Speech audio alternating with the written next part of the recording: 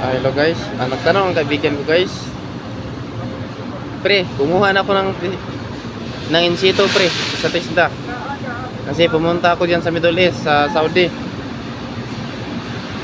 Tapos sabi niya sa akin, bakit pagdating dito pre, ginawa akong taga-sitting ng table. Pre, ito naman yung in-applyan ko. Sabi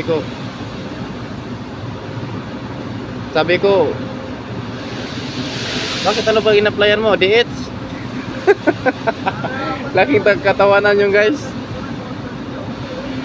Ako nga dito guys, ginawa akong tagahila ng bakal eh. Pati foreman dito guys, trabaho, dungis. Walang pili dito guys. Kaya kung mag-abroad kayo, pag-isip-isipan nyo na. Kasi hindi lahat ng kumpanya, hindi kagaya sa Pilipinas guys, na kahit na engineer ka, manager ka, or supervisor ka, foreman, leadman, walang pili dito guys. Lahat nagtatrabaho guys, walang lamangan dito guys. Para alam nyo, kahit anong posisyon nyo pa, ang posisyon, sahod nyo malaki. Kahit manager kayo, engineer kayo, leadman kayo, foreman kayo, pagdating sa trabaho dito sa Saudi guys, sa abroad, kahit saang abroad, lahat guys nagtutulungan guys, nagtatrabaho. Di kagaya sa Pilipinas guys na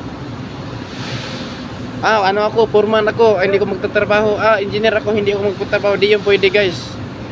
Kasi hindi lahat ng may-ari ng kumpanya na pinapasukan nyo papayag na di kayo magtatrabaho kahit anong posisyon mo. Kahit maganda pa yung posisyon mo, kahit engineer ka pa, kahit manager ka pa.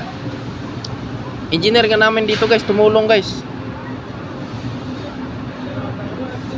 Walang pili sa abroad guys. Nasagot ko yung yung tanong ng kaibigan ko. Kumuha siya ng instituto sa TESDA. Pagdating dito, pinasiting ng table. Ano yun guys? Laking